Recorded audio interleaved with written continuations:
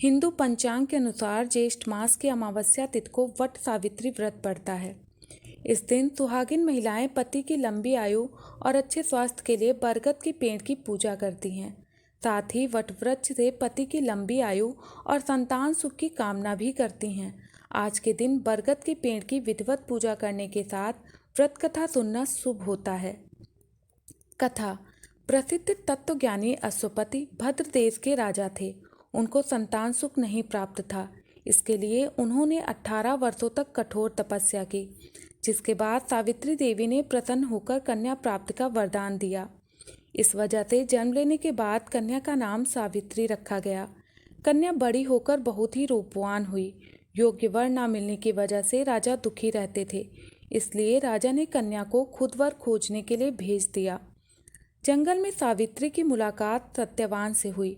धुम्रसेन के पुत्र सत्यवान को सावित्री ने मन ही मन पति रूप में स्वीकार कर लिया।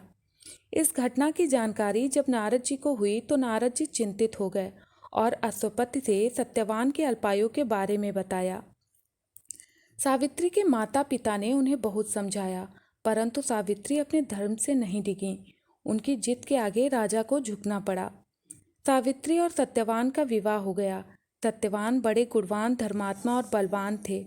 वे अपने माता पिता का पूरा ख्याल रखते थे। सावित्री राजमहल छोड़कर जंगल की कुटिया में आ गई थी। वह वस्त्र आभूषणों का त्याग कर अपने अंधे सास ससुर की सेवा करती रहती थी। सत्यवान की मृत्यु का दिन निकट आ गया। नारद जी ने सावित्री को पहले ही सत्यवान की मृत्यु के दिन के बारे में बता दिया था। समय नजदीक आने से सावित्री अधीर होने लगी। उन्होंने 3 दिन पहले से ही उपवास शुरू कर दिया। नारद मुनि के कहने पर पितरों का पूजन किया। प्रत्येक दिन की तरह जब सत्यवान भोजन के लिए जंगल में लकड़ियां काटने जाने लगे तो सावित्री उनके साथ गई। वह सत्यवान के महाप्रयाण का दिन था।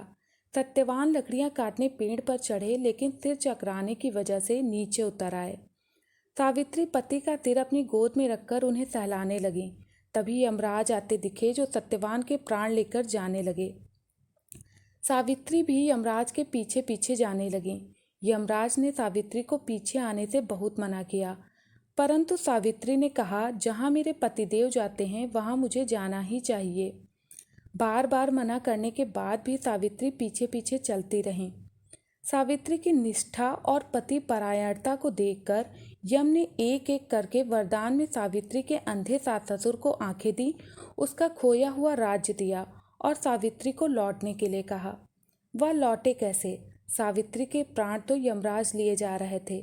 यमराज ने फिर कहा कि सत्यवान को छोड़कर चाहे जो मांगना चाहो मांग सकती हो। इस पर सावित्री ने 100 संतानों और सौभाग्यवती का वरदान मांगा। यमराज ने बिना विचारे प्रसन्न होकर तथास्तु बोल दिया। वचनबद्ध यमराज आगे बढ़ने लगे। सावित्री ने कहा, प्रभु, मैं एक पतिव्रता पत्नी हूँ और आपने मुझे पुत्रवती होने का आशीर्वाद दिया है। यह सुनकर यमराज को सत्यवान के प्राण छोड़ने पड़े।